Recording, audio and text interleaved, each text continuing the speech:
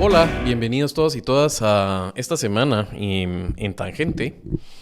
Vamos a, bueno, ya saben ustedes, estamos en una semana que va a ser muy intensa. Están a todo trapo los procesos de elección de segundo término, de segundo piso, que son tan importantes y le damos tanto seguimiento aquí en Tangente. Pero también hay que hablar de otros fenómenos estructurales de esta Guatemala que está cambiando. Fuerzas que presionan y una de ellas que ha definido, creo yo, la dinámica económica y social de este país y no se entiende sin ella, es hablar del flujo de migrantes. Y ahora es un flujo en ambas direcciones, están viniendo de regreso muchísimos de los hermanos guatemaltecos, así que tenemos que hablar para tener ideas. Todas las asunciones que teníamos hay que estarlas revisando porque es una situación que está cambiando y está cambiando mucho. Hemos tenido conversaciones de calidad al respecto aquí, pero sí tenemos que revisitar periódicamente qué está pasando. Entonces, estaba hablando con unos buenos amigos y creíamos que era oportuno tocar el tema. Han pasado muchas cosas, especialmente en Estados Unidos, respecto al sentimiento de las políticas antimigratorias del gobierno de Donald Trump. Y también tenemos recién fresquito todavía en estos días, el dato del último pantallazo de envío de remesas que lo podemos comparar con los interanuales para ver qué ha pasado. Spoiler alert, creció. Vamos a hablar un poco de ese crecimiento, qué creemos que significa. Y para eso, los dos amigos con los que estábamos hablando de armar el programa el día de hoy, los tengo aquí a mis lados y ya han estado, creo, los dos aquí en Tangente. Sí. Buenísimo. Y son parte de sus expertices. Ellos hablan del tema de migrantes, hablan del tema de remesas, así que va a tener usted una conversación, creo yo, muy interesante. Poder participarla, viéndola con las personas que me acompañan, que son Mario Arturo García. ¿Cómo estás? Mario Arturo es especialista en temas bancarios y especialmente en el tema de remesas, es uno de sus expertices, así que es un gustazo tenerte aquí. Hola Javier, es un gusto también estar con ustedes, sobre todo con vos y con Pedro Pablo, que hemos platicado de otros temas diversos y que siempre son propositivos de alguna manera, sí. y agudos también, ¿verdad? Así que gracias por invitarme.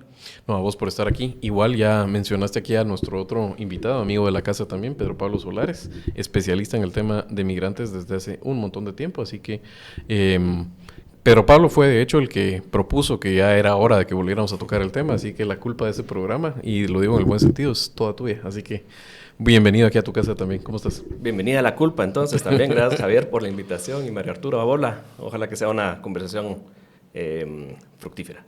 Buenísimo. Bueno, me gustaría hacer un preámbulo y que lo hiciéramos a tres voces, pero si quieres empezar, Pedro Pablo.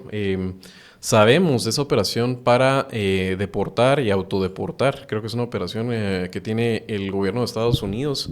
Es la Secretaría de Homeland Security, o sea, la de seguridad interna, le podríamos decir que le llaman ellos. Y debajo de ello tiene una de las agencias famosas, el ICE, ¿verdad? Y ICE es básicamente una agencia que lo que se encarga básicamente es del control fronterizo, pero en este caso lo que han hecho es meterle incluso en estados que no son fronterizos, como parte de la política de encontrar, de buscar activamente ilegales en Estados Unidos, así los llaman ellos, ¿verdad? Inmigrantes ilegales. Que es todo un término, una categoría que tiene un montón de carga política, ¿verdad? Pero usémosla en este momento, ¿verdad? El término de los ilegales famosos en Estados Unidos. Y eso ha despertado un montón de reacciones, lo cual ha sido interesante porque es uno de los temas en los que Trump tenía claramente una mayoría de la población en apoyo a él en Estados Unidos. Y un momento muy importante porque se mezcla con unas presiones políticas que está sintiendo Donald Trump. El tema, ustedes ya saben, no vamos a tener un programa aquí en los Epstein Files, pero sabemos que esos archivos Epstein famosos ha sido otro de los temas en los cuales le ayudó mucho de caballito de batalla a Trump y ahora está haciendo aguas por todos lados porque gente muy cercana a él mismo se han visto implicados. La forma como han operado con básicamente la Fiscalía en Estados Unidos y el FBI para liberar esa serie de documentos ante la presión de la ciudadanía lo ha erosionado en su quehacer. También sabemos cómo ha estado el inicio de año de Estados Unidos con su política exterior, el tema de Groenlandia, eso le ha hecho erosionar los apoyos de sus aliados naturales, digamos, del bloque occidental en el mundo. La economía no se siente todavía en muchos de los estadounidenses, un alivio de la economía bajo las promesas de Trump, etcétera. Hay un montón de cosas. Pero aquí viene la variable del tema inmigrantes. Corto yo, y Pedro Pablo, por favor, contanos, ¿qué ha estado pasando con un tema que a Trump siempre le había generado apoyo? La mayoría del electorado gringo creía que el tema de los inmigrantes, la frontera, estaba mal manejado por parte de los demócratas, le echaba la culpa a ellos, y es uno de los temas donde Trump tenía claramente una mayoría del apoyo del electorado, la mayoría, casi todos los independientes, el bloque republicano e incluso algunos demócratas también. ¿Qué ha pasado? ¿Por qué eso está tan candente y efervescente en este momento? Si tu perrito ya no camina como antes, ya no tiene la misma vitalidad, la solución es Artrin de Brouwer. Artrin tiene dos ingredientes activos, tiene glucosamina y condroitin. Y eso lo que hace es, además de su delicioso sabor, que se lo comen muy bien, lo que les mejora es el dolor, se los quita y también recuperan movilidad en las articulaciones. Así que no pierdas esa oportunidad de darle mejor calidad de vida a tu perrito, reencontrarte con él. Pregúntale a tu veterinario por Artrin de Brouwer. Exactamente, esa es la visión. Lo que sucedió fue que el gobierno de Estados Unidos toma posesión el año pasado con un fuerte empoderamiento por parte de la población que tiene un mandato en ese tema muy específico y muy bien delimitado en tema retórico. Y este es: cierren la frontera. O sea, Donald Trump vende bien en elecciones la idea de que esa frontera es abierta, punto número 1. Y punto número 2, un asunto ahí que creo que es bastante discutible, y es que esa apertura es la responsabilidad única y exclusiva del gobierno de Joe Biden, que la ha tomado mal. Como lo decís, todos los republicanos lo apoyan en este asunto, los neutrales también, y muchos demócratas coinciden con que el Partido Demócrata manejó mal esa situación.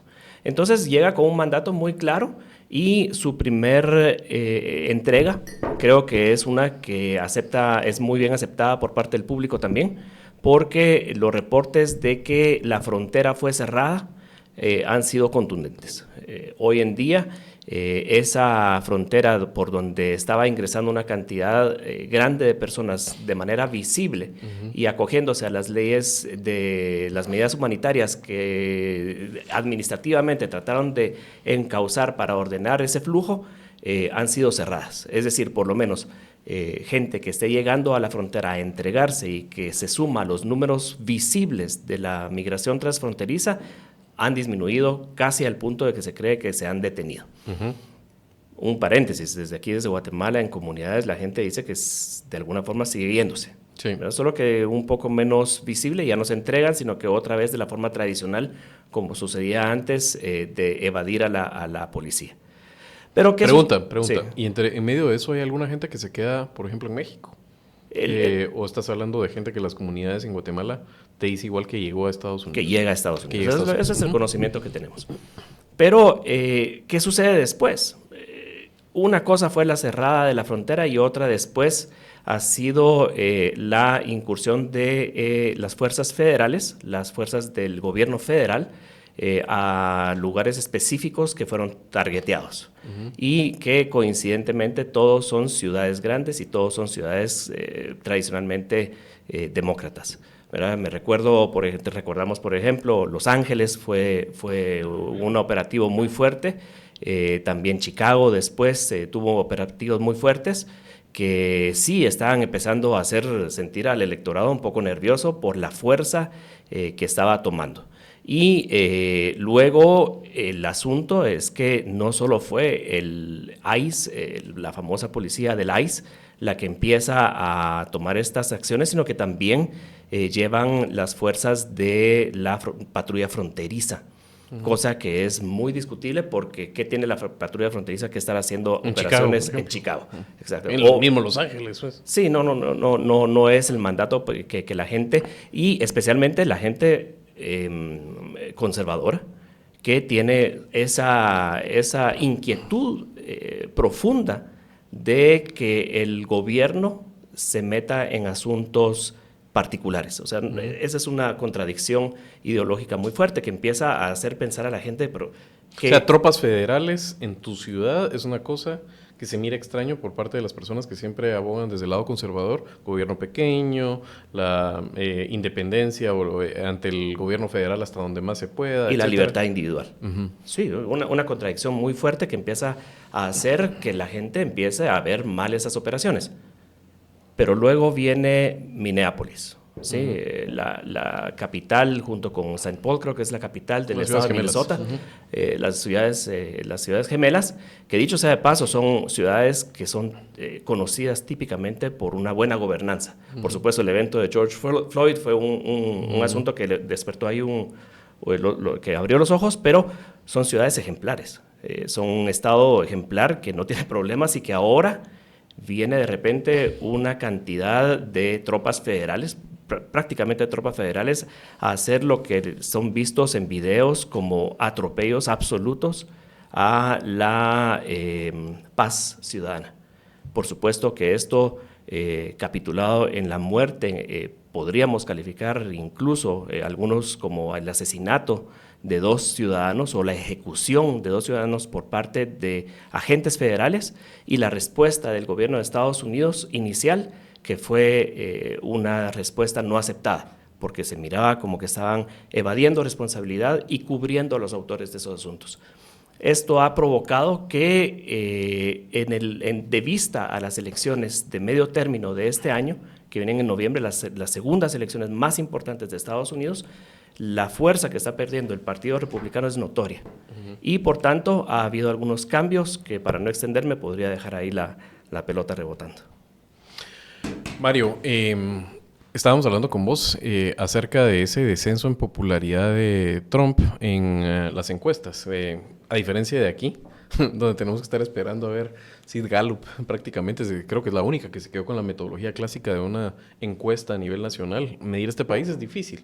Todavía no se puede hacer con la agilidad que se puede hacer en Estados Unidos, los instrumentos que tienen. Pero Estados Unidos te entrega consistentemente el tema de las encuestas. Esto que nos está caracterizando Pedro Pablo, que yo solo le agregaría, y creo que es significativo en este caso, el tema de George Floyd era un afroamericano. Y obviamente, digamos, ¿por qué importa decirlo? Porque en este caso, las 2 personas que mueren por acciones de ICE son blancos, caucásicos. Hay un tema también que tiene que ver ahí muy cercano en el corazón de los conservadores, que es el tema de la segunda enmienda en Estados Unidos, que básicamente es la aportación de armas. Armas escondidas, ocultas. Sí, en este caso él tenía un permiso de arma oculta, ¿verdad? O sea, lo que le llaman concealed gun carry, ¿verdad? O sea, básicamente lo que aquí, digamos, es ilegal, la aportación es ostentosa, ¿verdad?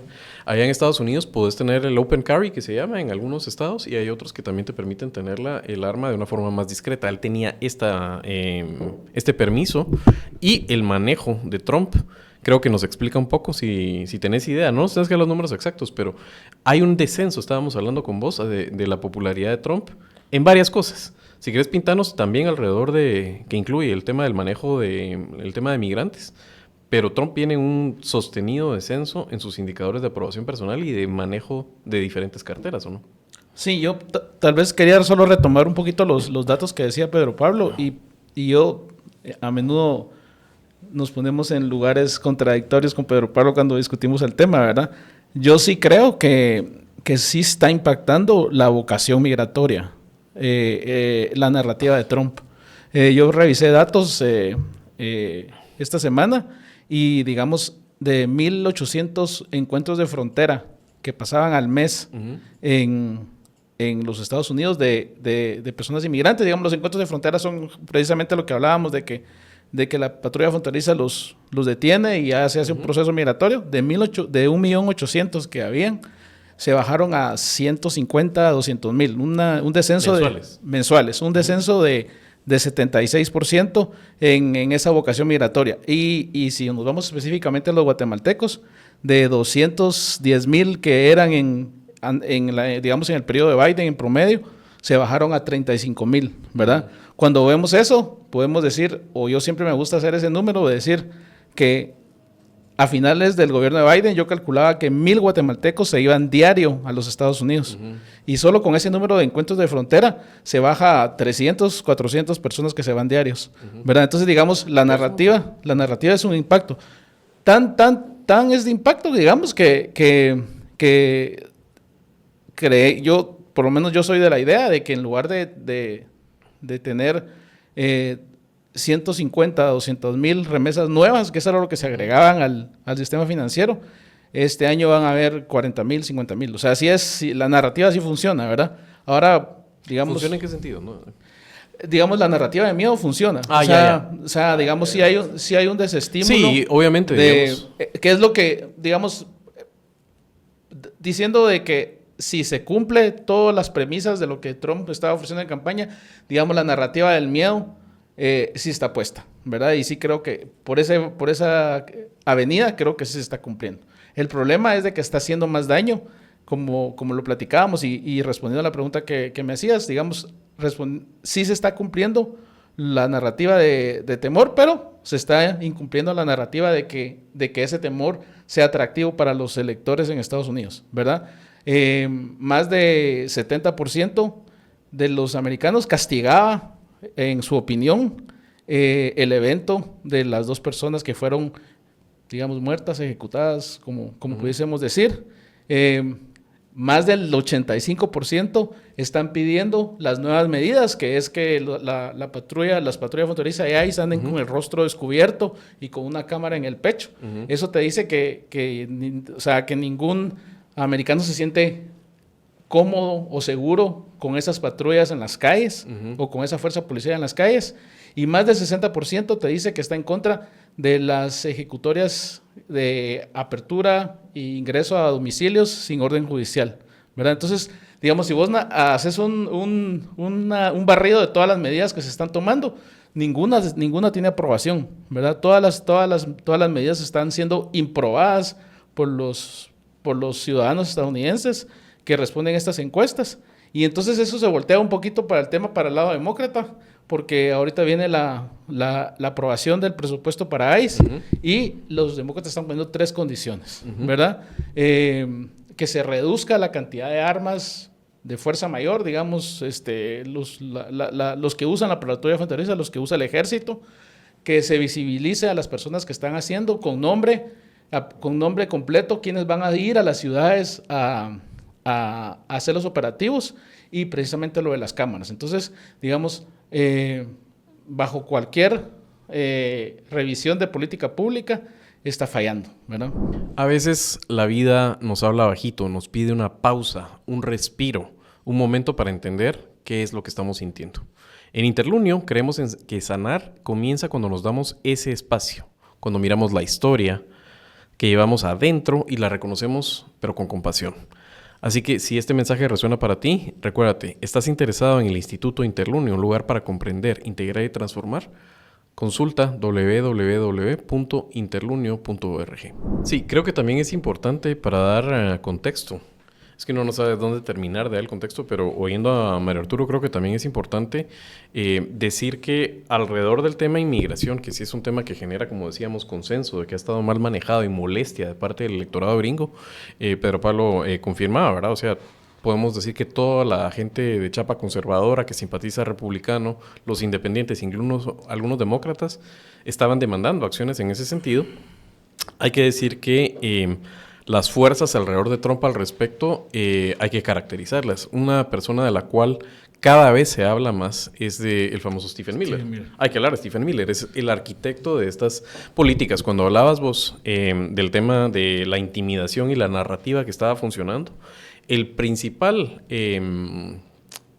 proponente de esta medida de generar miedo, zozobra, un clima de incomodidad extrema en los migrantes en Estados Unidos para que se autodeporten, es este personaje Stephen Miller, que vale la pena hacerle un zoom. Es una persona que ha estado desde joven, tiene unas ideas bastante... Claro, uno, digamos, cuando es joven, yo no veo que las personas necesariamente no pasen su proceso de maduración y que algunas...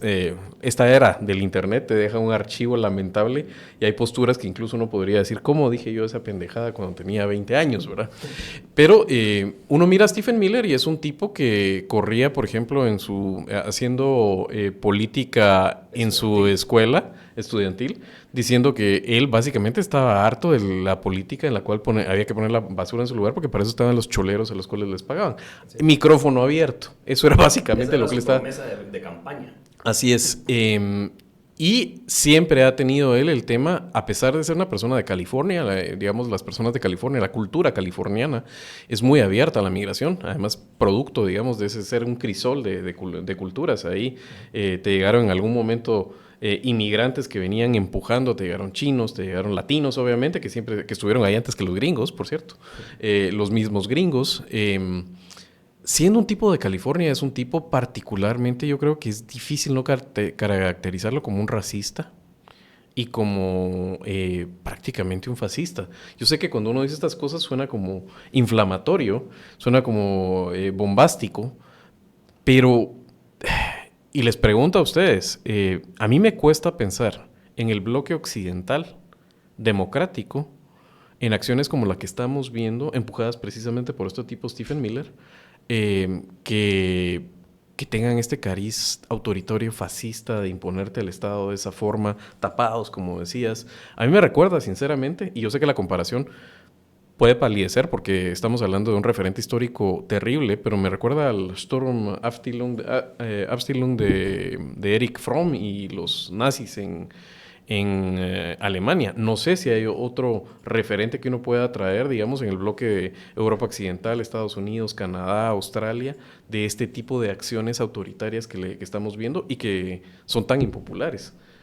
Para traer, digamos, como hasta dónde ha llegado el tema y por qué causa también esta reacción en un público que le había sido muy afín a Trump en este tema. Yo lo veo más como que buscar referentes históricos. Creo que hay que buscar referentes en la cultura popular. Vos tenés mucho conocimiento en eso y habría que buscar personajes, no sé, en el Señor de los Anillos, en la Guerra de las Galaxias, no sé.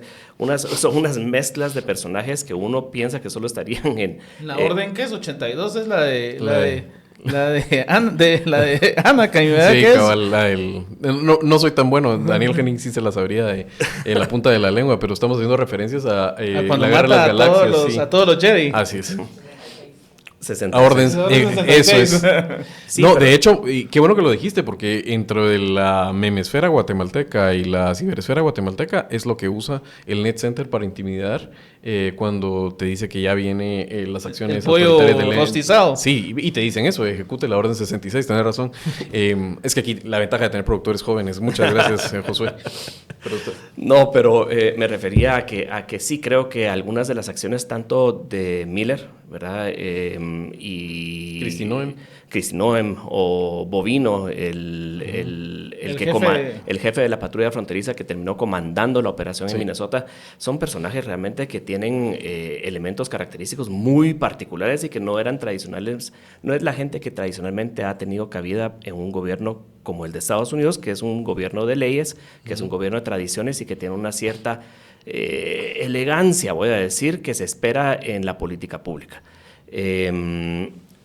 Pero creo que el asunto aquí a resaltar es que a pesar de que esta situación ha sido manejada de una forma tan impopular y que ha levantado tanta preocupación entre todos los segmentos del electorado, como ya lo dijimos, eso creo que únicamente afecta el trato del problema, pero que no se vaya a confundir eso, que el oyente no vaya a confundir eso con que se perciba que el electorado estadounidense, a raíz de estas acciones, está girando su visión acerca de la migración, que es un problema en Estados Unidos. Correcto. O sea, hay que separarlo. El trato de Trump no está siendo aprobado, pero la propuesta de tratar el problema de una forma fuerte sí sigue teniendo popularidad. Sí. Y, hoy una más todavía, el electorado que hoy está viendo con preocupación las acciones del gobierno de Trump, no por eso se está arrepintiendo de no haber votado por una Kamala Harris. Son dos cosas que no implican una a la otra. Entonces sí, este es un reto realmente, a raíz de esto está surgiendo un reto muy grande para conservar el poder por parte del Partido Republicano en noviembre, pero también en países como Guatemala el reto de que esta migración económica, que fue un modelo que sostuvo durante mucho tiempo varios pilares de la economía nacional, a futuro se mira pues bastante frágil, ¿verdad? Y preocupante, y habría que ver cómo se está tomando aquí en Guatemala para poder ver cómo capitalizar el empujón que se nos ha dado hasta ahorita para evitar la dependencia a futuro. Sí, algunos apuntes de lo que estás diciendo para hablar precisamente de esa reacción y ese cambio estructural que tendría que tener la economía guatemalteca. Y aquí el experto va a ser Mario Arturo, sin duda, porque vamos a hablar de cifras, de lo que significa, digamos, el flujo de remesas en Guatemala. Decíamos que teníamos recientemente los números del Banco de Guatemala acerca de las remesas recibidas. Y continúan en alza. Pero estabas tocando un punto que me parece a mí vital y es, hemos vivido una gran mentira en la economía guatemalteca. Y creo que se empieza a hablar de una forma más abierta y se empieza a cuestionar el modelo económico guatemalteco tal vez hace unos 5 años. Es mi sensación. Sí. Yo diría que, digamos, o sea, esas ideas... Tal vez 15, yo diría unos 10. Sí, unos 10. Puede ser, Cuando ustedes son los expertos en el tema, pero digamos, lo que veo yo, digamos, es esas ideas del modelo de desarrollo, que hay que decirlo, o sea, es parte de la apuesta del sector tradicional en este país, lo que se llaman en los bienes no transables, que es básicamente comercio interno, energía eléctrica, pagar la luz, pagar el celular, la construcción, ¿verdad? O sea, echarle un segundo piso a la casa, ese tipo de cosas que no son economía, que se vuelvan bienes transables que puede uno, digamos, producir aquí y sacarlos y comerse el mercado afuera, ha sido el modelo y ha sido sostenido por el envío de remesas. Y yo creo que todos los guatemaltecos lo entendemos. Trate usted de sacar un crédito para una inversión y le van a decir, si la inversión es compra inmobiliaria, órale. Si es para consumo, deme sus estados de cuenta y nítido y lo soco con un gran interés. Ahora, si es para invertir y producir, espéreme, papita. Espéreme, la cola es larga y ahí vamos a ver qué onda. Más o menos así ha sido. Y se ha sostenido porque esas remesas han ido creciendo y es el creciente aporte que hacen comparado con el PIB. Digamos, las remesas no se computan en el PIB, pero ha ido creciendo en proporción al PIB sostenidamente. Y todavía vemos eso. ¿Es correcto, Mario? ¿Y cómo lo caracterizarías para decir por qué todavía? ¿Y cómo explicas en medio de que los migrantes está descendiendo el flujo de los que se están yendo? Y que tenemos un crecimiento interanual importante, que nos vas a decir de cuánto es de las remesas computadas en enero de este año. Bueno, esa historia o esa remesas dependencia de la economía precisamente es parte del fallo estructural de nuestra economía, ¿verdad? O sea, digamos, los flujos migratorios tuvieron, o para mí han tenido cuatro importantes picos, ¿verdad? O desarrollos, digamos, a lo largo de la historia, y digamos los primeros dos se pueden atribuir a causas ajenas a la economía, ¿verdad? Que eran la violencia del conflicto armado en los 80s, que fue la primera ola migratoria a los Estados Unidos. La segunda ola, que es entre 95 y 2000, que es debido a desastres naturales, ¿verdad? Mitch, etcétera, todos los huracanes que tuvimos. Y bueno, y ahí empieza el fallo estructural, ¿verdad? Desde 2000, que empieza con el consenso de Washington, cuando se desincorporan todas las empresas estatales, y entonces hay una ola de desempleo, ¿verdad? Porque finalmente lo que hacen es reducir los empleos públicos y hay mucha gente que se queda sin desempleo y casualmente pega con la primera o el primer sistema donde se empiezan a medir las remesas electrónicas, ¿verdad? Y entonces en el 2000 las remesas pesaban entre 8 y 9% del PIB nacional. Y otra medida buena es que el presupuesto de la nación de ingresos, del presupuesto de ingresos y gastos era 4 veces lo que entraba de remesas, ¿verdad? Y entonces a lo largo de la historia vemos cómo se empieza a desarrollar y hoy en día, a 2025, las remesas son 1.21 del presupuesto de la nación, ya son más, digamos, ¿verdad? De que eran el 25%, pasan a ser el 1.21 del presupuesto de la nación. Eso para los que dicen que tenemos un presupuesto grandote. Tenemos un presupuesto malo. Es correcto. Tenemos un presupuesto con bolsones de corrupción asquerosos. Pero para los ignorantes, y sobre todo los que pagan esas campañas y dicen como que fuera doctrina que tenemos un Estado grande y un presupuesto enorme, escuchen bastante lo que está diciendo. Es correcto. Cuando yo comparo las remesas con el presupuesto, lo que está diciendo, uno dice, mentira, pues, el presupuesto no es grande, las remesas han crecido exponencialmente comparado con el presupuesto. Y del PIB, también, cuando vemos que el PIB pasa de 8 o 9% en los 2000 a 20, 21% en el 2025, uno dice, este sistema está totalmente fracturado, ¿verdad?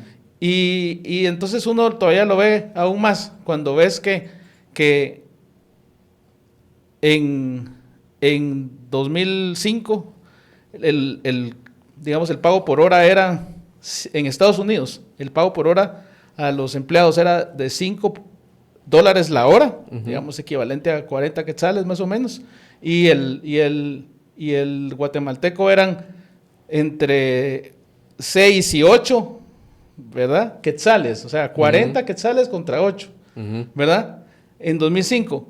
Y en 2025 es 120, 150 quetzales la hora en Estados Unidos y en Guatemala es 10 quetzales. O sea, ves que en Guatemala creció 2 quetzales el pago por hora y en Estados Unidos creció 110 quetzales. O sea, cuando ves eso, decís, ¿qué otra manera hay de sobrevivir o de llevarle una calidad de vida a las personas en Guatemala? Digamos, los familiares, un padre de familia, un hermano, un hijo, quiere provocar que sus papás, sus hijos, sus hermanos tengan un estilo de vida diferente.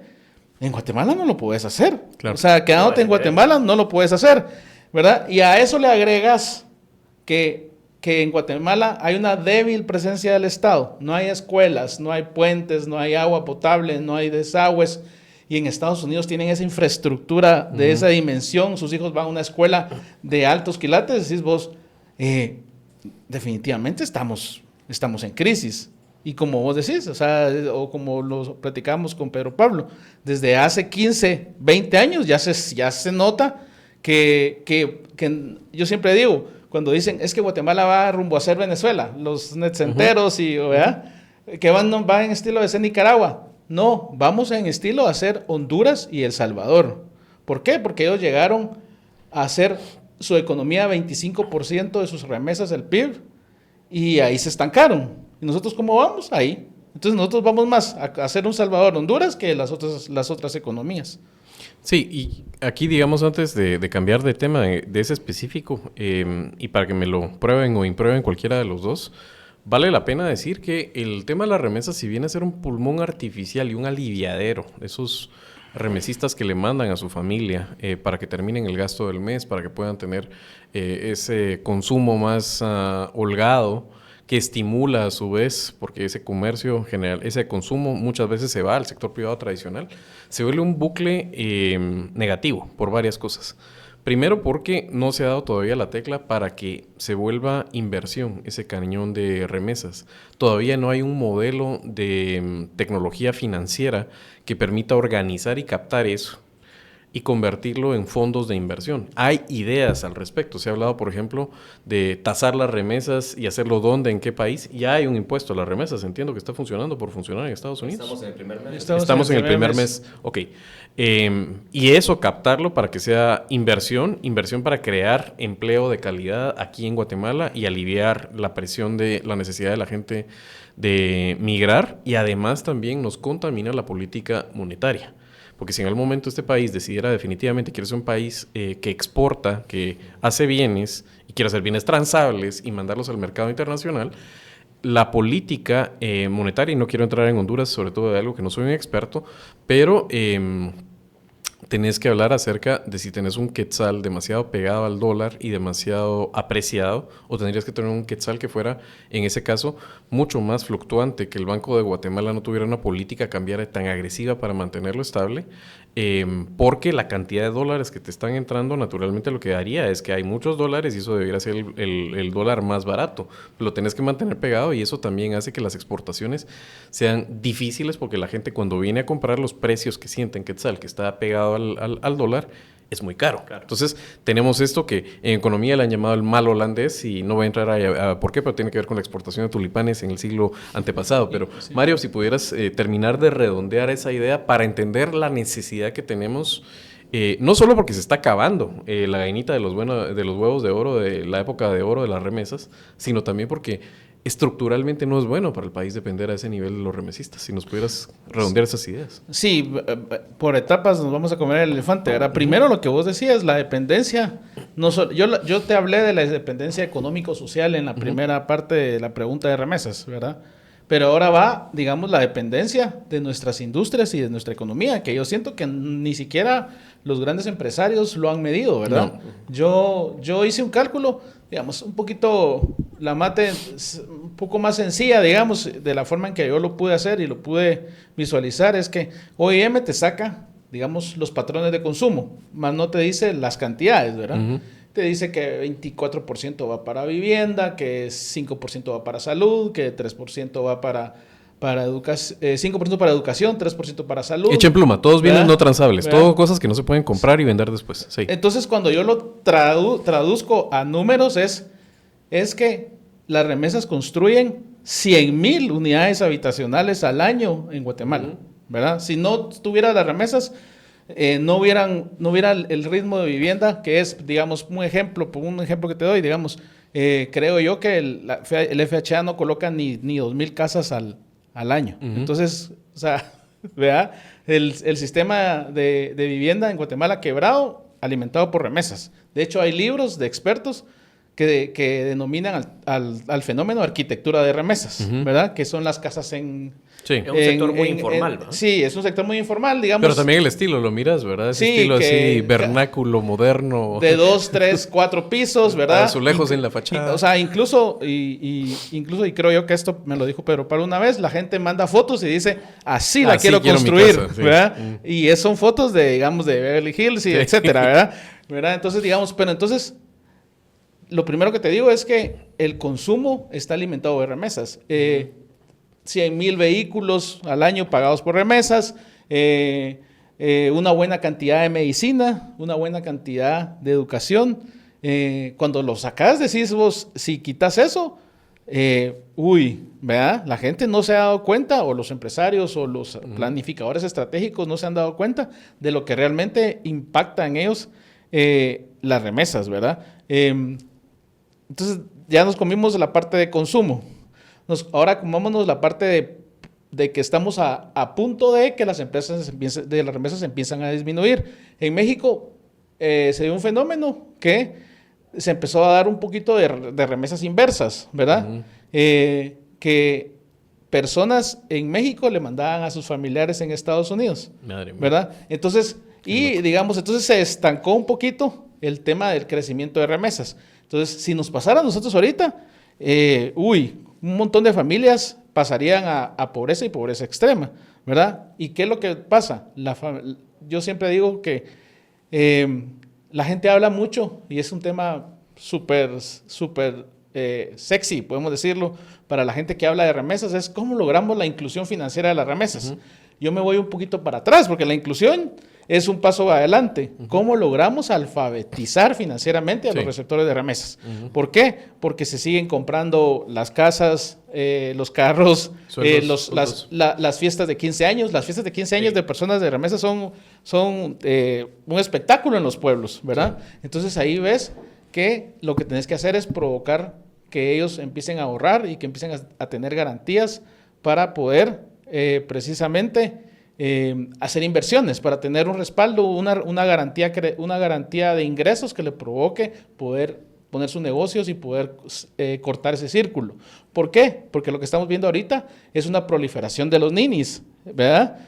Sobre todo en la área metropolitana, que es la que más recibe remesas. Al final, la área metropolitana... Yo te entiendo perfecto lo de los ninis, pero si quisieras explicarlo. Sí, son aquellas personas o aquellos adolescentes, jóvenes y en la mejor edad. Productiva. En la mejor edad productiva, que ni estudian ni trabajan. Uh-huh. Es decir... Nini, ¿verdad? Uh-huh. Ni estudian una carrera universitaria con el soporte que le está dando su papá en Estados Unidos, mandando sus remesas, y tampoco trabajan. O sea, prácticamente...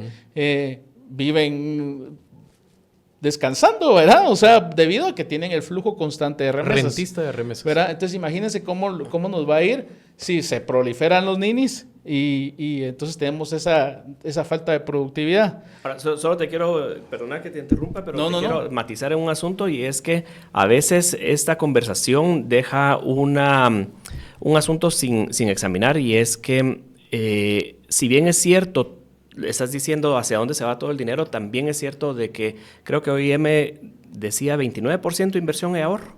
O sea, en inversión y ahorro tienen calculado que la remesa se va a un 29%. Yo no sé, ojalá yo pudiera decir que el 29% de mis ingresos mensuales yo los ahorro o los invierto. Yo siento que la migración a veces invita a estar atada a una etiqueta de alto consumo, cuando también existe este matiz de que el migrante y sus familias hacen enormes esfuerzos por invertir la plata que están recibiendo de forma extraordinaria y de ahorrar plata. Aquí lo que hay que observar, creo yo, es que la gente lo está haciendo sin ninguna guía. O sea, por eso nosotros vamos a San Mateo Ixtatán, Sí, Huehuetenango, vamos a Tacanao, vamos a cualquier lugar donde no existe Y una... ves mil ferreterías. Mil ferreterías Eso y iba. mil construcciones de pilotes que uno dice, madre mía, ¿a qué hora va a haber un terremoto? ¿Qué va a pasar con esta inversión? Eso sí, ¿a quién acudís ahí para poder tener una guía de construcción o de mejor inversión de esa plata? Pero otra vez, ¿verdad? O sea, y por supuesto esto es como contraintuitivo para las personas, pero al final de cuentas esa inversión en un bien inmobiliario o poner una ferretería, que básicamente es más comercio, no es entendido del tema de inversión que estamos hablando, que es el tema de inversión de verdaderamente crear riqueza de bienes transables que podemos volvernos un país exportador. Entonces hay que desagregar todavía esos datos. Esos datos del 29% hay que verlo, y detrás lo que hay realmente es otra vez consumo. Es que la remesa, al final de cuentas, es un capital muy democratizado, ¿verdad? Por eso, pero cuando hablamos... Cada persona hace con su plata, claro, lo que es tiene que el ese es alcance el tema. para hacer. Ese es precisamente el tema. Esa es la discusión que he tenido yo con mucha gente que Sí. es experta en remesas. Les digo yo, miren que lo que pasa es que crear fondos de inversión, fondos de ahorro, donde se pueda optimizar. ¿Pero optimizar qué? Me dicen, si el sistema les ha negado sus ingresos y ahora vos querés dirigírselos. Sí. O sea, entonces empieza como la discusión bien profunda, ¿verdad? Sí. Entonces, digamos, el asunto acá es de que, vos lo dijiste muy bien, se nos está yendo ese tren que ahorita todavía va... 19% el año pasado. Decime qué empresa en Guatemala se puede dar el lujo de decir que creció 19%. ¿Qué industria del país? ¿Qué industria? ¿Verdad? Y entonces vos decís, el tren todavía va en marcha. Hagamos algo. Y entonces es donde empiezan las ideas, pero el problema, como siempre en políticas públicas, es que todos van aislados. Unos quieren hacer un banco de migrantes, que sería realmente una gran tontería, ¿verdad? Otros grabar. Otros grabar las remesas, otros, ¿verdad? Cuando hay demostrado, y es solo únicamente de abrir tus páginas en internet para darte cuenta que ya han habido ideas versátiles de uso de las remesas, ¿verdad? Hay en Asia, hay fondos de inversión donde los migrantes son accionistas de fondos de inversión que construyen hidroeléctricas. O sea, vos sos más de la idea de que lo que ha funcionado en otros lados, si te entiendo, es educarlos financieramente y que se organicen ellos de una forma que puedes ir acompañando, claro, pero sin medios coercitivos, digamos, en este caso. Ajá, sí, es que eso seguro, ¿verdad? Porque es lo que te digo, o sea, eso no funciona. Y yo estoy de acuerdo con esas personas que a mí me han parado y me han dicho, el sistema los expulsó, ahora vos los querés encasillar en un sistema. Entonces, eso no es cierto, ¿verdad? No se puede, ¿verdad? Pero hay ejemplos que sí se pueden hacer. Hay un programa, o había un programa en México, porque por razones ya sabes, de PRI, PAN, Morena se descontinuó, pero hay un programa en México que se llamaba 3x1, ¿verdad? Que lo que provocaba es que los migrantes se asociaban en clubes de migrantes, y el gobierno federal ponía un peso, digamos, el gobierno local ponía otro peso y el migrante ponía otro peso, y construían escuelas, salones sociales, proyectos de agua, campos de capacitación, ¿verdad? Y entonces lo que lograbas era revertir ese ciclo perverso de que o te vas o te quedas aquí viéndola pasar, Sí. ¿verdad? Hay una pregunta que quedó como pendiente de responder y creo que nadie la puede responder satisfactoriamente, así que no se las voy a preguntar de la forma más difícil, que sería ¿cuánto tiempo nos queda? Pero respóndanmela como quieran. Pero si estamos diciendo que este modelo está topando, que la cantidad de migrantes está bajando, que todavía están subiendo las remesas, pero estamos viendo en diferido que eso viene para abajo. Pero Pablo, ¿cómo se responde eso? ¿Cuándo se va a acabar esto, digamos, y nos vamos a encontrar con una dura realidad, sobre todo por la incapacidad de poder hacer un modelo de desarrollo nacional inclusivo con esa oportunidad y con la gente que viene de regreso? ¿Y qué está haciendo Guatemala? Hemos oído y escuchamos cómo le tocó a Bernardo Arévalo realmente casi que correr antes de siquiera tener puesto el short con el tema de recibir migrantes. Uh-huh. Sin embargo, parte de las cosas y de los fuertes que ha tenido el gobierno es una buena relación con Estados Unidos y acordaron que no les iban a mandar una cantidad de migrantes desorbitada. ¿Cómo está eso y realmente cuánto tiempo nos queda como país? No sé cómo se puede responder a eso para ponernos realmente serios aquí, entendiendo que lo que estamos viviendo es en tiempo comprado, ¿verdad? Creo que es... A ver, yo sí pondría antes una pregunta y es si realmente estamos en el fin de la remesa o si estamos en el bache de la remesa. Ya. Yo realmente no sé si se puede contestar porque vos decías una cosa, Javier, y es que hemos vivido la gran mentira de la migración. Hemos vivido la gran mentira de la muleta de remesas a la economía nacional. Pero también Estados Unidos ha vivido su gran mentira, es cierto. Ahorita existe una corriente política que ha estigmatizado al migrante y que es un asunto, como vos señalabas, que tiene incluso componentes raciales y el miedo que puede existir de la pérdida de la predominancia blanca en Estados Unidos. No sé. Pero hay un problema real y es que Estados Unidos no está produciendo las generaciones futuras para poder mantener esa mano de obra. Y o la economía se sostiene por parte de la gente que entra o la economía se va a venir para abajo. O sea, no vos sos el economista, pero no sé de dónde viene la otra. Entonces, yo matizaría el asunto en cuanto a preguntarnos si estamos en el fin y si sí estamos en un fin. Me atrevo a decir, Guatemala, yo no conozco ningún programa ni de gobierno, ni de sector privado, ni organizacional, de ningún tipo que aborde el tema a nivel nacional y mucho menos a niveles regionales. Si hemos estado hablando de indicadores y de problemas a nivel nacional, yo no quiero ni contarles lo que va a pasar, por ejemplo, con el norte de Huehuetenango, una de las regiones más pobladas del país, que es altamente dependiente de la remesa, con departamentos como el Quiché, que subió de estar en el sexto nivel, en el sexto departamento de recepción de remesas, al segundo departamento de recepción de remesas en cuestión de 6 años. Con San Marcos, con todo Occidente, realmente con todo el país, el sur, oriente, ¿qué se va a hacer? Yo no conozco de ningún programa que esté abordando el tema, ni siquiera para ponerlo sobre la mesa.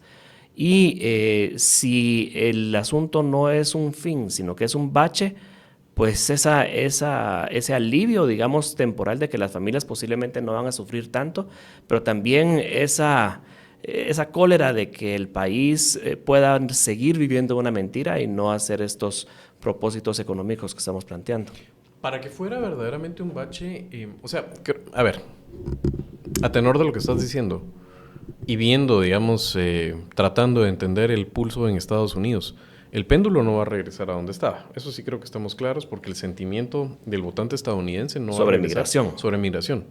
Sí, no debería, ¿verdad? O sea, uno anticipa, no sabemos, pero uno anticipa que no va a regresar a como estaba, porque es un tema. Uno de los únicos consensos que yo conozco en Estados Unidos es que la gente quiere orden migratorio. Sí, eso te iba a preguntar yo. ¿Crees que hay clima en algún momento para verdaderamente acometer la famosa reforma migratoria en Estados Unidos? Y ahí sí podemos hablar de ordenar el flujo de migrantes de mano de obra barata en los sectores que los gringos simplemente no quieren hacer. Y otra vez, eso a tenor de las encuestas parece ser popular y el mismo Trump lo entiende. Trump, a diferencia de Stephen Miller, o sea, hay que entender esas fuerzas de un lado. O sea, Stephen Miller, estamos hablando de un casi fascista, racista, que lo que quiere es expulsar a todos los migrantes. Y si él, por ejemplo, torturados, mejor. Sí, mejor. él, por ejemplo, Steve Bannon también te dice, no, el problema son los migrantes. En el momento que los quitas, el gringo va a volver a recoger fresas en California. Yo creo que son pajas. Trump entiende que son pajas y ha hecho esos ajustes en medio de su operación, así como el tema de la mara que trabaja en, no sé, en los procesamientos de maquila de pollo y ese tipo de cosas, o pelando papas en Iowa, o los hoteles, o el landscaping, la construcción. Bajémosle, ICE no por ahí, y ha hecho show político de llevar a esas sus tropas, ese Stormabteilung, y pasearlo por las ciudades demócratas, que casi toda la mayoría de las ciudades son demócratas además, para hacer este show y que le ha salido mal. ¿Crees que hay una oportunidad en eso para una reforma migratoria de consenso de los dos partidos que ordene esta situación y en la cual sí podemos ver ese escenario bache y ese no el escenario fin? Yo no puedo decir si va a haber un consenso después o no. Creo que algo que sí podemos decir con certeza es que ese consenso no ha venido porque ambos partidos temen que tomar una medida honesta, digamos así, frontal hacia el problema podría tener una repercusión muy fuerte en su electorado. Pero lo que sí puedo decir es que creo que estoy viendo que culturalmente, esa es una guerra cultural en Estados Unidos. Sí. Y en la guerra cultural el asunto migratorio no está quedando muy bien. Uh-huh. Yo no sé si estoy parcializado demasiado, pero veíamos este fin de semana el Super Bowl, uh-huh. ¿no? Y para quienes no saben, bueno, creo que todos sabemos que Bad Bunny fue el protagonista del show de medio tiempo, no del Super Bowl, sino que del evento cultural televisado más importante de Estados Unidos, uh-huh. de todo el año. Y el gobierno de Estados Unidos aprovechó la oportunidad para hacer una ofensiva contraria, sí. Y de hecho apoyó el surgimiento de parte de un show alternativo uh-huh. de la organización que sucedió a Charlie Kirk, la fuerza la fuerza conservadora joven, tal vez más importante de Estados Unidos. Y el asunto fue un ridículo. De verdad, tal vez es una parcialización, no sé, pero ver el show que hizo Turning Point con Kid Rock uh-huh. ahí gritando, enfocaron a la gente en el público, todos blancos, todos viejos, todos gordos y algunos que se movían de forma ridícula. La opinión general creo que está viendo a como un grupo enconchado uh-huh. que se paralizó, que se congeló en un pasado, comparado con lo que trajo el artista más importante del momento a nivel global y que trajo diversidad de una forma, con un mensaje que no pidió disculpas. O sea, el hombre fue claro en su mensaje de que Estados Unidos es un país diverso, es un país multilingüe, posiblemente bilingüe, y que creo yo va a ser un golpe bastante fuerte en la demografía más joven que existe en Estados Unidos, que es la hispana. Sí. Entonces, ¿qué sucederá después? Aquí no estamos haciendo pronósticos, ¿verdad? Pero creo que este esfuerzo de demonizar al migrante y de perseguirlo de la forma como los sectores más radicales lo quisieron hacer, creo que está fracasando, ¿no? En Minnesota tuvo que hacerse un consenso, digamos. Se abrieron las cárceles, que era la petición más importante de Tom Homan, que pedía acceso a las cárceles, intercambiando o dando a cambio reducir las fuerzas que están, las fuerzas policiales que están uh-huh. en Estados Unidos. ¿Qué va a pasar? No lo sé. O sea, no es un gobierno que podamos decir que se pueda anticipar uh-huh. o que sea pronosticable, pero la guerra cultural yo creo que definitivamente no la está ganando este sector republicano. Sí, sobre todo porque siento que cometió un error. Estamos grabando este programa, obviamente, después de ese Super Bowl, el Super Bowl 60. Y solo para agregar a lo que dijiste, dijiste Kid Rock y no conocemos a nadie más después de eso. Y creo que nosotros tres sabemos quién es Kid Rock porque fuimos jóvenes en los 90s. Solo por eso. Tampoco estás hablando de una figura de primerísimo orden en la música Sí, gringa. no, definitivamente se midió mal y los otros, para que el oyente lo visualice, todos eran blancos. Sí. Todos eran blancos. Los otros tres, creo que algunos eran religiosos. Sí. Una cosa... Sí, digamos, o sea, incluso los que son así como música country, conservadorona y todo, no tenías ahí a un Post Malone, a un Morgan Wallen. Se fueron a una burbuja bien fuerte. Exacto. Y la otra cosa que me parece que botó la pelota Trump claramente es en todo esto que incendió acerca de un medio tiempo en el Super Bowl que iba a ser completamente en español, gente desagradable y todo, se le olvidó a él, y eso denota precisamente los tonos racistas que hay en eso, que Bad Bunny es puertorriqueño y es gringo. No votan los puertorriqueños, pero son gringos. Desde 1917. Exactamente. Es ciudadano y lo hemos americano. visto en otros lados. O sea, hemos visto esos videos desagradables en los cuales esa detestable canción de Vanilla Ice, de Ice Ice Baby, se lo gritan esas Karen, esas mujeres blancas, mandonas, se lo están gritando, por ejemplo, a veteranos de guerra que simplemente les ven un fenotipo que no es el fenotipo caucásico, pero es gente que ha incluso hecho el servicio en Estados Unidos, que los gringos tienen el tema de Pochical, alguien hizo servicio militar, es un tema que te da un estatus, digamos, un respeto ante la sociedad la mayoría de veces. Entonces, me parece que también es un error donde ha botado la pelota Trump y que viene a sumar a toda esa tendencia negativa de gente que han visto en los operativos de ICE, especialmente en Minnesota, donde hay 2 caucásicos muertos. Y me parece que si eso se arrastra y lo sabe manejar el partido opositor en Estados Unidos, podemos anticipar por lo menos que pierda la Casa de Representantes, que ya tiene un margen muy pequeño. Y eso ya abriría, digamos, una dinámica en la cual la agenda del Ejecutivo es difícil que avance.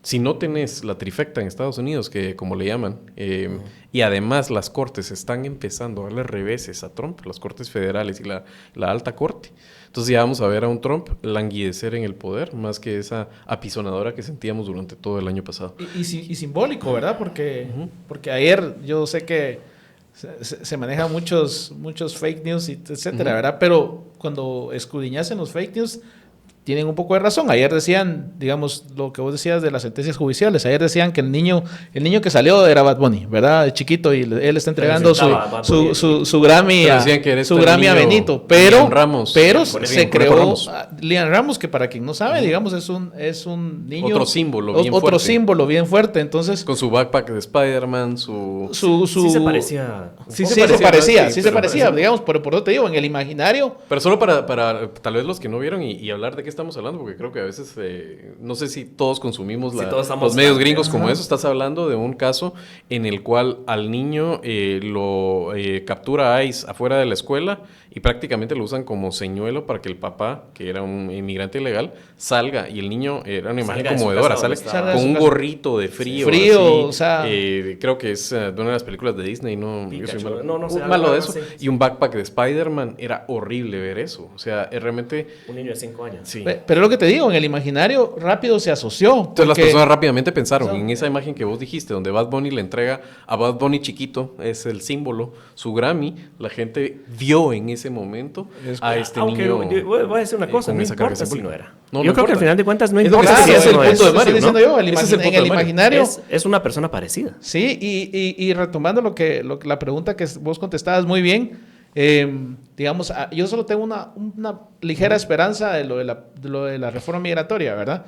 Y lo voy a asociar con dos cosas o dos títulos de diferentes cosas. Uno es la canción esta de lo que le pasó a Hawái, ¿verdad? Que la canta Ricky Martin en el medio tiempo. Lo que dice es, esa prácticamente puede ser lo que le pasó a Guatemala, ¿verdad? Si vos ves la intervención de los Estados Unidos en la política guatemalteca de los últimos 60 años, te das cuenta de que lo que le está pasando a Guatemala es muchísimo en parte de los Estados Unidos. Y la otra es el título de un libro que se lo recomiendo a todos, de Jonathan Blitzer, que es Todos los que se fueron están aquí, ¿verdad? Sí.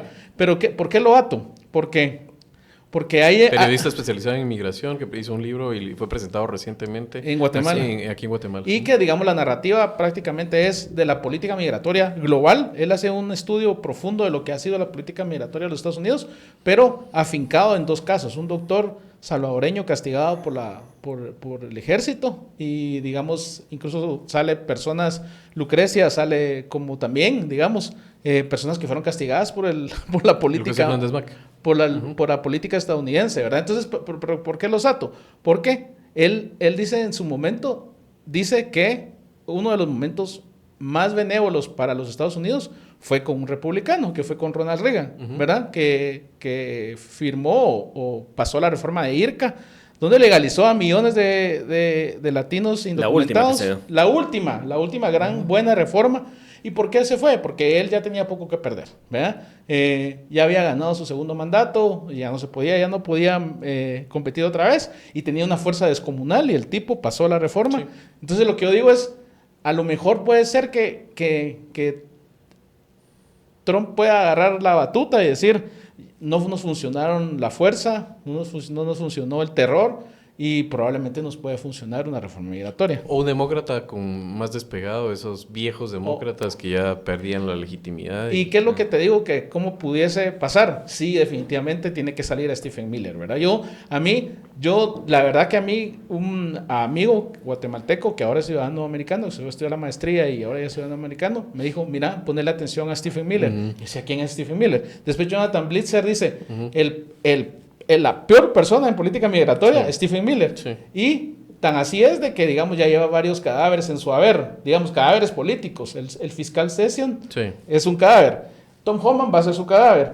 Christy Noem va a ser su cadáver. Entonces, digamos, va a llegar un punto en el que él va a tener que salir, ¿verdad? Y cuando él salga, yo siento que puede haber una oportunidad porque Trump ha dado muestras como de hacer lo él es un oportunista. Es un oportunista. Entonces, no es un ideólogo. Por eso te digo, dado muestras de tomar la pelota rebotando, digamos, y hacer que tenga la astucia del oportunismo. ¿Sabes qué? Hacer el gol de Maradona con la mano. Eso es lo que hace Trump, ¿verdad? O sea, toma alguna idea de decir, ¿es correcto meter con la mano? No. ¿Pero lo voy a meter? Sí. Y lo voy a celebrar y me voy a jactar. Y lo voy a celebrar y puede celebrar que hizo la política migratoria más versátil. Digamos, quiero ser positivo. Y yo sé que va en contra de lo que como decís, si no lo toma Trump, podría tomarlo. Y yo creo que depende mucho quién gane ahorita los midterms. Pueden tomarlos unas demócratas, pero no la generación de demócratas ya desprestigiada y con poca legitimidad. Fuera del Deep State, ¿verdad? O sea, un demócrata con más frescura. Yo creo que coincido con vos definitivamente. La persona más tóxica en el ambiente de Trump de cara a poder desencajar estas situaciones es un racista, claro, con los tonos fascistas de Stephen Miller. Si no le ha puesto atención a ese nombre, póngasle atención. Es básicamente el Heinrich Himmler si uno hace la analogía entre Hitler y Trump, este sería el Heinrich Himmler pero que habrá que preguntarse qué poder de la alianza que apoyó a Donald Trump lo puso ahí, ¿no? Sí.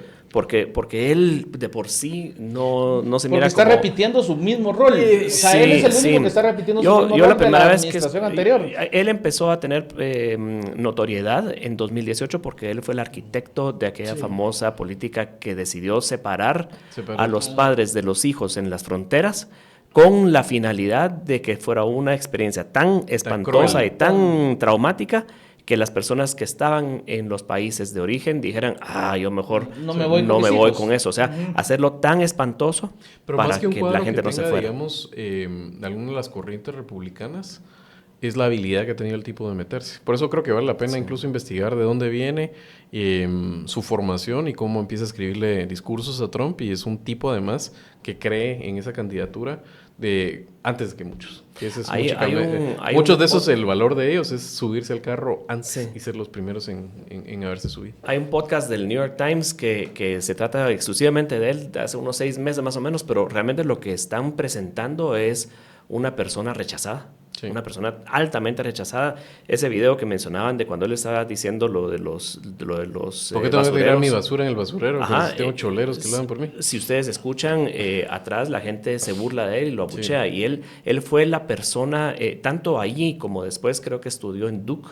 Sí, en Duke. Sí, él no era una persona que tuviera aceptación popular. Y es ese tipo de persona rechazado que cuando llega a tener el poder parece estar sacando todos los demonios que acumuló durante una vida bastante cruel, en contra, de una vida bastante sufrida, ¿no? Sí.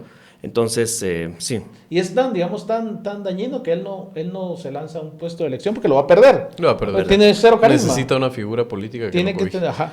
Bueno, se nos acabó el tiempo, pero no el tema. Yo creo que este equipo me gusta, así que vamos a reeditarlo pronto para darle seguimiento, porque es un tema además que está en constante evolución en Estados Unidos, así que eso nos impacta. No solo en Estados Unidos, sino que también tenemos que verlo, cómo está absorbiendo Guatemala a los migrantes. Creo que es una parte que no exploramos en este programa y que necesita también un poco más de evidencia, de ver al final de cuentas cómo es que este gobierno está respondiendo a ese flujo de migrantes que regresan. Así que yo los dejo de unas comprometidos para volver a hacer un programa. Valga decir que, digamos, el programa de atención a retornados de Guatemala lo están llevando bien. No solo eso, sino además, yo creo que, por ejemplo, alguien como... son varias carteras, es un esfuerzo de varias de las instituciones, pero los veo comprometidos y además también hay gente muy buena, como por ejemplo el director de Migración, Danilo Rivera. Danilo. Así que vamos a revisitarlo. Danilo uno de cada 5 guatemaltecos está fuera del país. Yo quería hacer un programa con Danilo y ahí estamos en conversaciones. Creo que él quería como un poco más de rodamiento dentro de la institución para traer, digamos, no solamente buenas intenciones, sino trabajo. Así que próximamente lo podríamos hacer. Incluso sería interesante si alguno de ustedes me acompaña en esa entrevista. Pero sin duda volveremos a tocar el tema los tres. Así que los dejo de una vez comprometidos con la audiencia de Tangente para una actualización en el futuro. Un gusto. Gracias, con mucho gusto. Muchas gracias. Se nos acabó el tiempo por el día de hoy. Gracias por su sintonía. Recuerden ustedes, nos sirve muchísimo que comparta el contenido de Tangente, que se suscriba en todas las redes y que le dé me gusta. Y así que con eso estamos y hasta la próxima.